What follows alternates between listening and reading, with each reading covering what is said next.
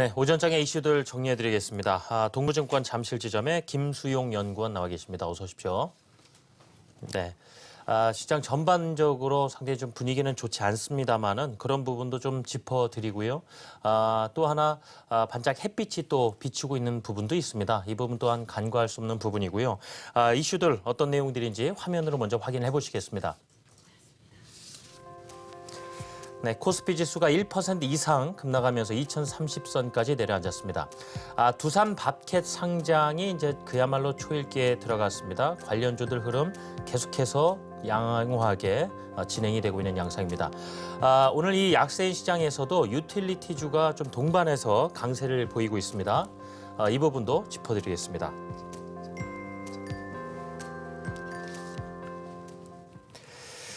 네, 김성희 연구원님.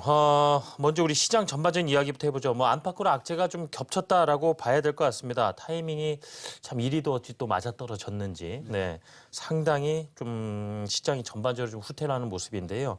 먼저 점검을 해주시죠. 예. 네, 오늘 조금 시장이 좀 많은 하락을 좀 보이고 있는데 크게 이 12 추가 부양책에 대한 실망감과 그리고 이제 북한 핵실험 관련 이슈가 가장 큰 요인이다. 이렇게 좀 말씀을 드릴 수 있을 것 같습니다. 유럽 경제 지표 같은 경우는 최근에 시장 컨센서스를 좀 많이 하회하는 모습이었습니다. 그래서 이런 경제 지표 하락에 따라서 시장은 추가 부양책을 굉장히 좀 많이 기대를 했었는데 오히려 이제 시장 기대치에 부응하는 그런 경제 부양책이 좀 안 나온 영향이 좀 있었던 것 같고요. 그리고 이를 통해서 아무래도 조금 미국 경제 지표를 같이 좀 말씀을 드려야 될 것 같습니다.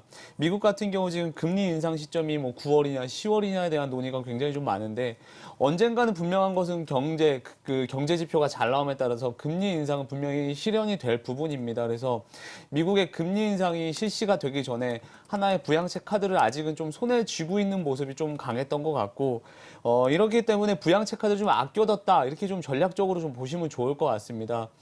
더불어서 우리나라 지금 우리나라 역시 기준금리를 좀 동결하는 모습인데 우리나라 역시 미국의 금리 인상에 대한 조금 부양책 카드를 좀 아껴뒀다 이렇게 좀 보시면 좋을 것 같고요. 네. 오늘 같은 경우는 지금 코스피 지수가 좀 많이 하락을 했지만 어제까지만 해도 코스닥 지수가 또 많은 하락을 좀 보였습니다. 좀 크게 세 가지 이유라고 좀 말씀을 드릴 수 있을 것 같은데 최근에 원화가 굉장히 급격한 강세가 좀 나타나고 있습니다. 지금 1,100원이 깨지면서 중소형주의 이제 수출 기업에 대한 EPS가 좀 많이 내려가고 있습니다. 그래서 영업이익이나 이런 실적에 대한 불확실성이 일정 부분 좀 존재하는 것 같고요. 두 번째 같은 경우 이제 FOMC 9월 FOMC가 20일부터 21일까지 좀 예정이 되어 있습니다. 이런 부분 추석 연휴 기간 동안 이런 부분에 대한 불확실성 때문에 좀 일부분 기관 투자자나 외국인 투자자는 좀 매도에 합류하는 모습이고요. 그리고 마지막 같은 경우는 지금 액티브 펀드 자금이 패시브로 좀 전환이 되고 있습니다. 아무래도 벤치마크 수익률 대비해서 조금 현저히 좀 떨어지는 현상이 있기 때문에 이런 중소형주를 내다 팔고 대형주로 좀 패시브로 좀 편입을 하기 때문에 이런 부분 수급적 불균형이 있었다 이렇게 좀 정리를 해드릴 수 있을 것 같고요. 이제 금리 인상 이후에 우리가 또 주목을 해봐야 되는 부분이 하나 있을 것 같습니다. 미국 대선이 지금 11월에 예정이 되어 있는데 이런 부분이 오히려 더 큰 불확실성으로 작용할 수 있을 것 같습니다. 미국의 금리 인상 같은 경우는 지속적으로 시장에 좀 시그널을 줬습니다. 이제 금리 인상할 테니 준비해라. 이런 시그널을 줬지만 미국 대선 같은 경우는 오히려 이런 부분보다는 불확실성이 좀 확대될 수 있는 측면이 있기 때문에 지금 당장은 단기 트레이딩 전략을 통해서 틈새 테마 위주로 좀 매매하시는 것이 좀 바람직하지 않을까 이렇게 좀 정리를 해드리고 싶습니다. 네, 알겠습니다. 그래도 투자 심리가 좀 호전된 종목들 찾아보자라면 두산그룹주가 되겠는데요. 두산밖에 상장이 본격화되면서 상당히 긍정적인 전망도 이어지고 있습니다. 그 공모의 규모가 좀 상당합니다. 2000년도 이후로 봤을 때 두 번째 규모, 삼성생명 이후로요. 한 2조 원 이상 될 것으로 예상이 되고 있는 상황인데요.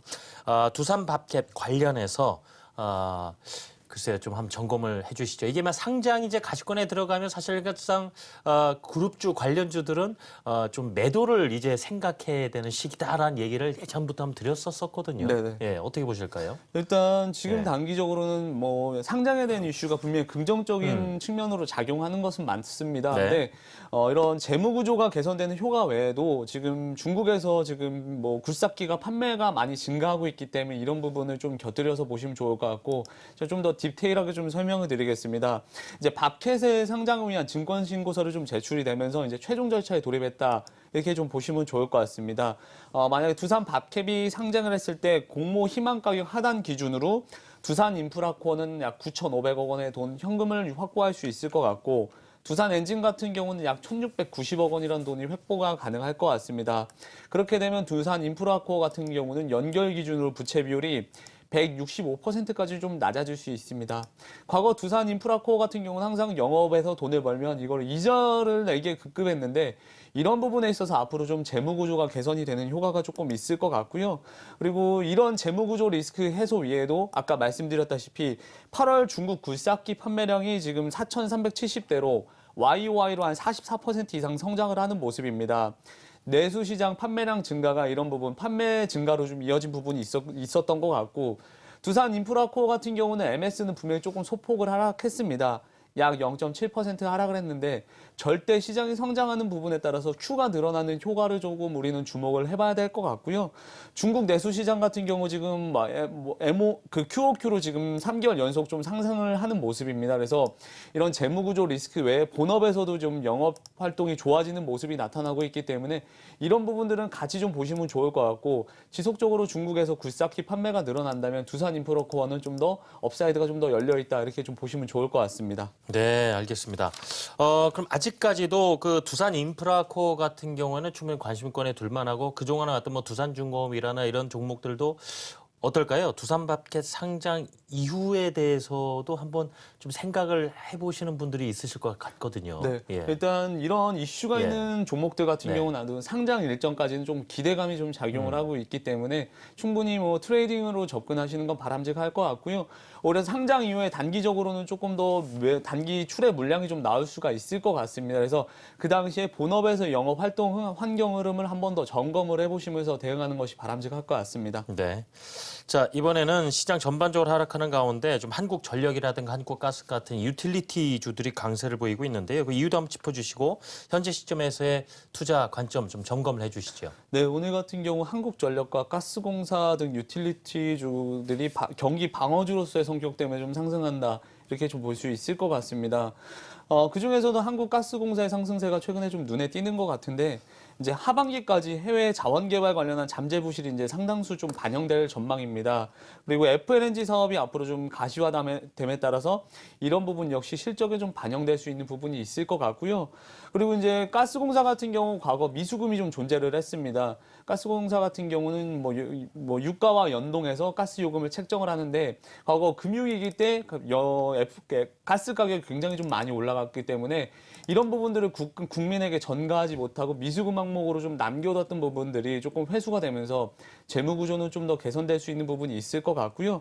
그리고 정부기관으로서 가스공사는 안정적인 캐시카우를 확보했다. 이런 부분들이 좀 강점일 것 같습니다. 그래서 제가 몇 번을 말씀드렸지만 한국전력과 한국가스공사는 정부기관입니다. 그래서 어느 정도 이익을 굉장히 많이 내는 것도 굉장히 좀 싫어하고요. 그리고 적정 수준으로 지금 오피 마진이 조금 나오는 것을 좋아하는데 전력 같은 경우는 최근에 좀 이슈가 있었던 게 사실 지금 멀티플은 뭐 4배밖에 안 되지만 국가기업이 돈을 너무 많이 벌기 때문에 이런 부분이 조금 이슈가 되고 있었는데 이런 부분에 있어서 아직은 한국가스공사는 조금 더 업사이드가 좀 열려 있다. 그리고 2분기, 3분기 같은 경우는 좀 적자를 냈지만 1년이라는 단위 기간으로 봤을 때 분기당 비용이 이렇게 나눠지기 때문에 적자가 나오는 건 당연한 효과고요. 그리고 올해 겨울 같은 경우는 굉장한 강추위가 예상이 되기 때문에 가스 수요도 늘어날 수 있는 전망이기 때문에 가스공사는 충분히 긍정적인 시각을 가지고 접근해 보셔도 좋을 것 같습니다. 네, 알겠습니다. 자, 잠시